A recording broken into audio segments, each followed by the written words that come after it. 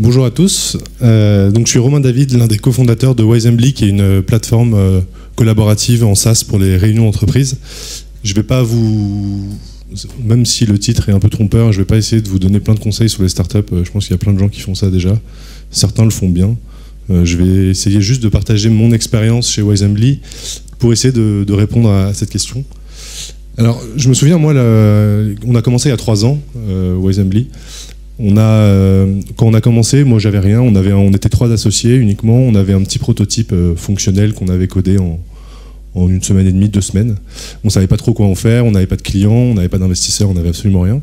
Et dans une conférence comme celle-ci, enfin au moins bien, on a rencontré plein de gens qui nous disaient ouais, alors nous ça fait 1 an qu'on bosse sur notre projet, le produit est presque prêt, on va bientôt le sortir, on va lever 300 000 €. On a déjà déposé les statuts, créé la boîte, le logo, etc. Donc j'étais super bluffé, moi j'avais rien du tout. Et ça me faisait même un peu flipper. Je me disais que c'était super cheap mon projet et que je pouvais pas trop continuer comme ça.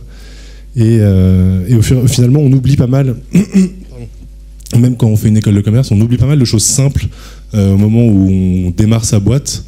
Et je vais commencer par revenir sur ces 2-là. La première, je sais pas si vous allez me croire, mais c'est que tant que l'un des points importants d'une entreprise, c'est quand même essayer de gagner de l'argent. Et tant qu'on dépense de l'argent qu'on n'a pas ou qu'on dépense plus qu'on gagne, on a du mal à remplir cet objectif premier, qui est quand même de gagner de l'argent. Et ça peut paraître vraiment bête comme ça. Quand je lui ai montré ça à ma mère, elle m'a dit non mais tu rigoles, tu vas montrer ça à la conférence. Et en fait, on a beau sortir, enfin moi je le vois souvent des plus grandes écoles de commerce, etc. Quand on débute sa start-up, on voit des levées de fonds partout, etc. On a tendance un petit peu à oublier ça. Donc je voulais le repréciser. Et la deuxième chose importante finalement, et ça c'est encore plus important, c'est que la seule manière finalement de valider un business, c'est de le faire pas auprès d'investisseurs, même s'ils peuvent être très utiles à plein d'étapes du développement d'un projet. La seule manière de valider un business, c'est avec des clients, avec des utilisateurs, peu importe votre modèle. Et ça, c'est clairement aussi quelque chose qu'on oublie au début. Et finalement, c'est 2 choses super simples. Si on s'en souvient, essayer de valider son business avec des clients, avec des utilisateurs, et essayer de pas trop dépenser d'argent qu'on n'a pas. On arrive sur cette notion un petit peu de bootstrap au début, qui peut paraître un petit peu technique comme ça, quand on entend ce terme-là, mais qui en fait, du coup, est assez normal, c'est un peu du bon sens finalement d'arriver à bootstrapper ça. Donc souvent on entend les gens qui bootstrap c'est un peu cheap, etc. Je pense que c'est juste une chose plutôt saine au début à faire, même si ça va dépendre de votre produit, de votre secteur, etc. Mais c'est quelque chose d'assez normal et d'assez sain de dire bah voilà, je vais essayer de valider mon business et je vais essayer de peu dépenser d'argent au début en tout cas et d'essayer de faire avec les moyens du bord. Donc maintenant je vais essayer de partager un petit peu comment nous ça s'est passé. Voilà, le premier conseil sur Wisembly, donc à la base, Wisembly, donc on a créé ça en juin 2010. À la base, c'était une solution interactive pour des conférences comme ici, qui permettait à vous de poser des questions à l'intervenant, donc à moi. C'était le modèle de base, sachant qu'au début, on avait ce prototype qui était très simple. C'était une page web qui affichait des SMS. C'était juste le prototype qu'on avait fait ça. Quand je vous ai dit qu'on avait travaillé 1 semaine et demie, c'était pour sortir un prototype qui fonctionnait comme ça. On n'avait aucune idée de comment ça allait être utilisé, on sentait juste qu'il y avait quelque chose d'intéressant à faire autour de l'aspect de géolocalisation, parce qu'il y a 3 ans, on était toute la France à faire des startups autour de la géolocalisation, et donc nous aussi. Et donc on était parti de cette idée de permettre à des gens qui sont autour d'un même lieu, qui sont souvent dans le même lieu, de pouvoir partager des messages par SMS, et ces messages-là s'afficheraient sur un mur qui serait affiché dans le lieu en question. Donc c'était notre idée de base, on avait ce prototype-là, on savait pas trop, on n'était pas convaincu de la valeur ajoutée, donc on l'a testé dans pas mal d'endroits différents. On l'a mis dans des bars, c'était marrant, mais on en sortait là, on pensait pas qu'on allait changer le monde avec ça. On l'a mis dans des soirées étudiantes, c'était encore plus drôle, mais c'était encore moins intéressant. On l'a mis dans des écoles, on l'a mis sur des forums de recrutement, on l'a mis sur on l'a testé dans pas mal de configurations différentes, ce qui a permis à chaque fois de voir si il y avait un intérêt, s'il y avait une valeur ajoutée, etc. Mais sans toujours être convaincu par ce qu'on avait, jusqu'au jour où on l'a testé dans une conférence en se disant bah voilà, c'est un lieu comme un autre, il y a des gens, ils vont pouvoir échanger autour du buffet, du café, du programme, des intervenants à rencontrer, pourquoi pas. on savait pas trop, mais on s'est dit, en tout cas, c'est un lieu comme un autre. Il y a des gens qui se rassemblent, ça pourrait être intéressant de l'afficher dans une conférence. Et donc c'est ce qu'on a fait. Et là, les gens ont complètement détourné le prototype qu'on avait pensé à la base pour poser des questions à celui qui parlait. Et celui qui parlait, qui voyait l'écran sur le lieu, commençait à récupérer les questions et à y répondre au fur et à mesure. Et donc c'est là qu'on a vu clairement à la fin de la conférence que normalement sur une conférence comme ça, on va le voir tout à l'heure, il y aura 2-3 questions à peu près. Là, à la fin de cette conférence, l'intervenant avait pu répondre au moins à une trentaine de questions et tout le monde nous a dit c'est génial, on n'a jamais vu une conférence où on écoutait vraiment le public, etc. Et donc c'est là qu'on a compris qu'on pouvait faire quelque chose avec ce prototype-là et qu'il avait de la valeur. Et ça, on n'aurait pas pu le faire. On n'aurait pas pu le faire sans vraiment tester pendant 2-3 mois sur plein de choses différentes, un prototype qui était assez bancal mais qui marchait. Et le deuxième truc important dont on me pose souvent la question sur le pricing, parce que quand on développe un outil comme ça qui n'a pas vraiment de comparable sur le marché, c'est très dur à vendre, à pricer, à mettre un prix sur ce genre de solution. Donc au début, une fois qu'on a compris cette valeur ajoutée sur la conférence, on a bien entendu donner gratuitement à qui voulait bien l'utiliser. C'était vraiment la première phase. Et un jour, donc on était 3 associés, avec mon associé, on partait en rendez-vous pour essayer de le proposer gratuitement à un nouveau client qui n'était pas vraiment un client en fait. Et on s'est dit sur le chemin, on va essayer de le vendre pour une fois parce qu'il va bien falloir qu'on arrête de le proposer gratuitement à un moment donné. Et donc c'est ce qu'on a fait. Donc là on a dit mais ok, on va le vendre, mais alors quel prix on va donner, quel prix on dit, il va nous demander combien c'est forcément. Donc on s'est mis d'accord pour dire à peu près 300 € pour la conférence du client en question. Donc on est arrivé, on lui a montré le produit, etc. Et puis on lui a dit voilà, c'est 300 €. Et le client a fait ok, très bien. Donc là on était très contents, etc. Et on est sorti, on s'est dit putain merde, c'est pas du tout assez cher. Il aurait pas dû être d'accord aussi vite. Donc il y a un vrai problème de pricing. Et le lendemain, on avait enchaîné plein de rendez-vous qu'on comptait proposer gratuitement et que finalement on a essayé de convertir en rendez-vous payants. On a dit 1500 €. Et donc là, effectivement, le client nous a dit non, mais c'est intéressant votre truc, mais là vous déconnez, le coût du SMS en live, je vais pas l'acheter pour 1500 €. Et donc on a fait ça pendant plusieurs semaines pour essayer de trouver au fur et à mesure le prix qui marchait le mieux sur le marché. À savoir qu'au début, il n'y avait pas de valeur vraiment, et on a réussi comme ça à bien estimer un prix, au moins un prix de départ. Donc ça, je pense que c'est fondamental, ça ne nous a pas coûté grand-chose. Et cette phase de test a été fondamentale dans la vie du projet. On a créé la boîte dès qu'on avait terminé cette phase de test-là et qu'on était à peu près sûr de la valeur ajoutée qu'on allait apporter et du prix qu'on allait mettre sur notre produit. Mais alors là, ça c'est important, mais il y a une autre chose pour essayer de limiter les coûts au début, c'est d'arriver à s'associer de manière cohérente. C'est-à-dire que si vous voulez lancer un logiciel en soft sur Internet comme nous et qu'il n'y a pas d'associé technique, forcément vous allez avoir du mal à bootstrapper le projet au début parce qu'il va falloir soit payer des designers, soit payer des développeurs, soit payer une agence. Et donc ça, je pense qu'on parle souvent de l'association de manière générale, comme quoi il faut bien réfléchir avec ses associés, trouver une bonne équipe, etc. Mais dans l'optique d'un bootstrap, c'est-à-dire d'essayer de faire avec les moyens du bord, de ne pas dépenser d'argent, de ne pas lever de fonds dès le début du projet, ça c'est une condition quasiment sine qua non, d'avoir toutes les compétences en interne et d'arriver à être complémentaire de ce point de vue-là. Alors ensuite, ça c'est un peu basique aussi comme slide, mais je ne sais pas si vous reconnaissez ce logo. Ce logo, c'est une boîte qui s'appelait Color aux États-Unis, qui est, je sais pas, il y a 3-4 ans, c'était à peu près. Une boîte qui a levé, avant même de sortir un produit, qui a levé à peu près 40 millions d'euros. Ils ont fait n'importe quoi, ils ont levé 40 millions, ils ont dépensé 100 000 € dans leur nom de domaine, ils ont fait 40 000 versions de leur app, etc. Et je le prends souvent comme exemple parce que c'est l'exemple même de on a trop d'argent, donc forcément on le dépense. Et ça c'est humain, surtout quand on crée sa boîte au début, surtout quand c'est la première fois qu'on le fait. On est super excité, on a envie d'investir à fond dans sa boîte, on a envie de déposer les statuts immédiatement, d'avoir un compte en banque, on a envie de mettre de l'argent sur le compte en banque, on a envie de faire un logo absolument génial, on a envie de le mettre sur des t-shirts, sur des pins, sur des autocollants, de l'envoyer à toute la famille. Enfin, on a vraiment envie de dépenser de l'argent dans tout un tas de conneries. Et qui finalement, on se dit après, voilà, j'ai un vrai projet, je peux en parler à mes proches, il y a des statuts qui sont déposés, il y a une boîte qui existe, il y a un nom qui est déposé à l'INPI, j'ai une marque, j'ai quelque chose de vraiment concret, ça y est, j'ai enfin créé ma boîte. Et c'est assez humain de raisonner comme ça, d'avoir envie finalement d'investir dans son projet, on est super excité. Et finalement, le plus facile à investir, en tout cas quand on en a, c'est de l'argent finalement. Après, il faut investir du temps, aller sur le terrain, essayer de tester des choses, essayer de se prendre des bâches, essayer de pas en prendre. Mais le plus facile à faire, finalement, à investir, c'est quand on en a surtout, c'est d'investir de l'argent.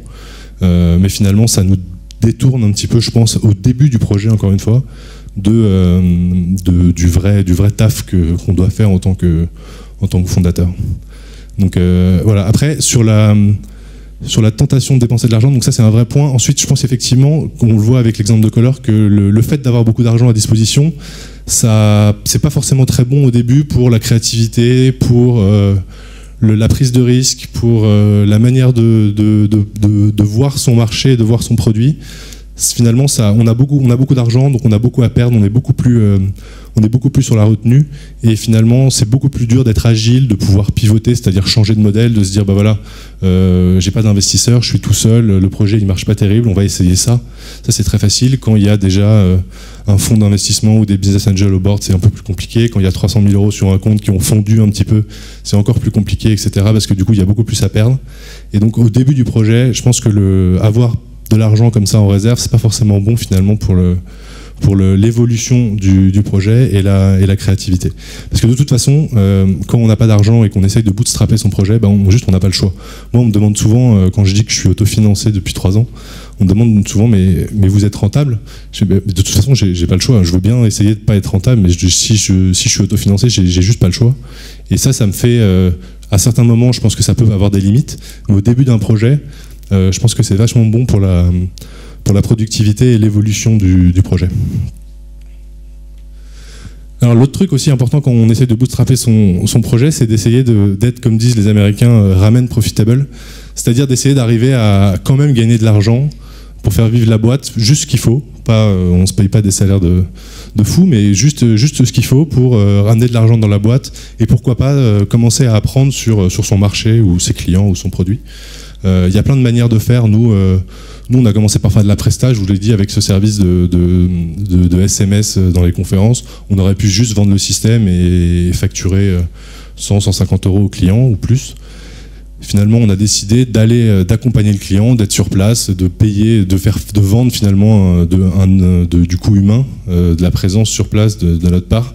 C'était beaucoup de temps, ça nous prenait beaucoup de temps, on passait des journées entières dans des conférences comme ça, à brancher des ordinateurs, à vérifier que les SMS fonctionnaient, etc. Donc c'est pas forcément un travail à forte valeur ajoutée, mais ça ramenait de l'argent dans l'entreprise au début, ça nous a permis de développer le projet, ça nous a permis aussi d'apprendre beaucoup sur le marché, les clients, qu'est-ce qu'ils voulaient, qu'est-ce qu'ils aimaient, comment se passait un événement, comment on pouvait améliorer le projet, etc. Et donc si on n'avait pas fait ça, déjà on n'aurait pas fait rentrer d'argent la première année, et en plus on aurait appris beaucoup moins de choses sur le marché.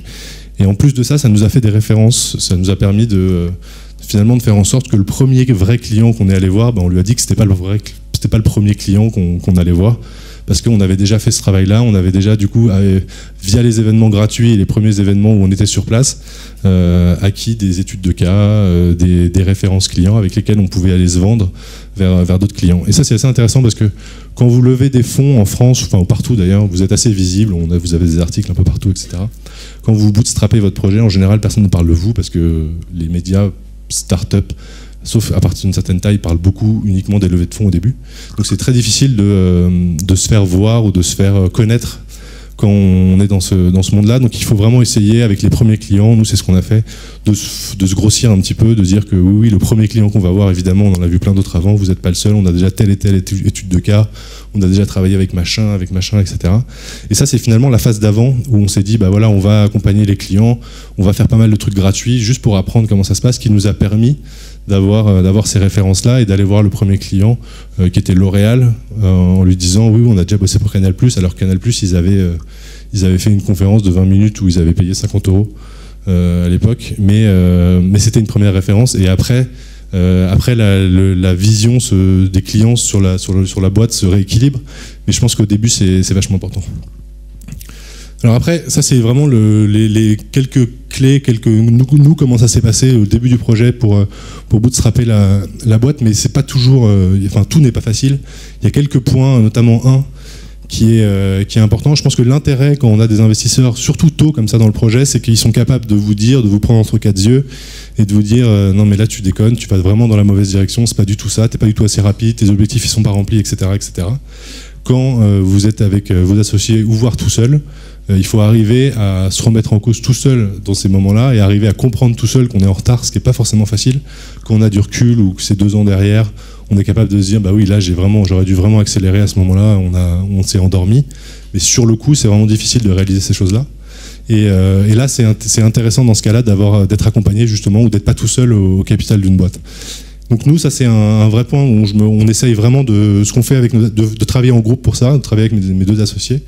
Tous les lundis, on fait des points d'avancement vraiment business sur là où on en est, etc. Mais une fois par trimestre, on a un concept qui est assez particulier. Allô ? Okay. Tous les trimestres, on fait quelque chose d'un peu différent, qui est toujours le lundi soir, une bière, mais là où on essaye de se cracher à la gueule, de dire tout ce qu'on n'aime pas chez l'autre, tout ce qui fait mal, tout ce qu'on ferait différemment, tout ce qu'on aime bien aussi, mais vraiment tout ce qui ne va pas, pour au moins du point de vue dans l'équipe d'associés, arriver à toucher ces moments-là où on se dit bon là on n'est pas bon. Là, il faut changer quelque chose et c'est souvent difficile. Il y a beaucoup de startups qui foirent ou qui meurent à cause de la relation entre associés. Et ça, je pense que c'est un vrai modèle, un vrai outil que nous, on a trouvé, qui est vraiment intéressant. Je pense qu'il y a beaucoup d'équipes d'associés qui le font pas assez. Et quand on est en bootstrap, quand on n'a pas d'investisseurs, quand on n'a personne au board, c'est d'autant plus intéressant d'arriver à avoir des vraies conversations. Comme ça, très très franches, qui font pas toujours plaisir, mais qui sont très très utiles. Donc voilà. Finalement, je disais en introduction, c'est comment bootstrapper sa startup. Je voyais plutôt le début d'un projet. Finalement, ça peut aller assez loin. Nous, ça fait 3 ans qu'on bootstrap, c'est-à-dire qu'on possède 100% de l'entreprise. On n'a jamais levé de fonds. On est 18 employés aujourd'hui. Et finalement, à chaque étape, déjà arriver à voir les étapes qu'on a à passer, les objectifs avec des deadlines précises, etc. Et à chaque étape, arriver à se dire, est-ce que la prochaine, je peux le faire dans les temps que je me suis fixé? Est-ce que je peux le faire tout seul ou pas? Et tant que la réponse est oui, on continue comme ça, il faut se donner les moyens, réinvestir, etc. Et le jour où la réponse est non, là, ça devient cohérent d'aller chercher de l'aide, des capitaux, etc. pour développer plus rapidement. Voilà, je vais terminer là-dessus. Je vous laisse. On a encore 5 minutes, je crois, de questions, si jamais vous en avez. Et merci de votre attention, en tout cas.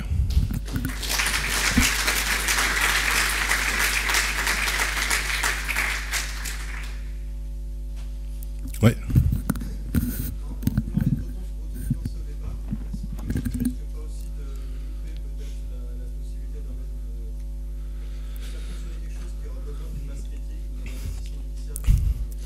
Ouais, j'ai bien conscience. Nous, on fait effectivement vraiment du B2B. Pardon. Donc la question, c'est est-ce que, notamment dans un modèle où il y a besoin d'un gros volume comme d'un modèle B2C, où il y a forcément besoin d'une grosse masse critique au début et donc forcément besoin de plus d'investissement qu'un modèle de B2B. Donc j'ai effectivement bien conscience que nous, c'était un exemple dans le B2B où on pouvait trouver 1-2 clients la première année qui allaient faire vivre la boîte si jamais ils payaient assez cher. Si vous faites une appli grand public, c'est sûr qu'avec 1 ou 2 utilisateurs, vous n'allez pas faire vivre grand-chose. Donc là, c'est vrai que les modèles sont différents, mais même je pense qu'avec, même sur une appli grand public, avec un prototype très simple, si vous avez l'équipe d'associés qui va, un tout petit investissement intelligent sur de l'AdWords pour tester un marché, sur des tests utilisateurs avec 50 pods pour voir si l'appli elle est cohérente, etc. Et une version en bêta avec un petit groupe réduit, je pense qu'il n'y a pas besoin de partir ni avec 40 millions, ni avec 200 000 euros dès le début. Parce que finalement, c'est de l'argent qui... Vous êtes, à mon avis, c'est un stade du projet où on sait encore trop tôt pour savoir comment on va dépenser 200 000 euros. Ce qui n'est pas facile. C'est pas facile de dépenser 200 000 euros comme ça du jour au lendemain quand on crée une boîte. Et donc je pense que on peut faire sans, même au tout début. Après, c'est effectivement la réponse à la dernière question qui arrive beaucoup plus vite si c'est du gros volume qu'il faut aller chercher ou pas, à mon avis.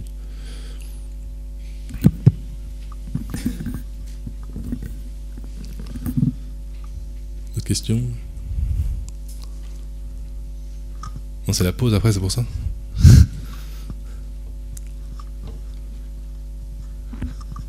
Ok. Bon, bah écoutez, merci beaucoup. Bonne continuation.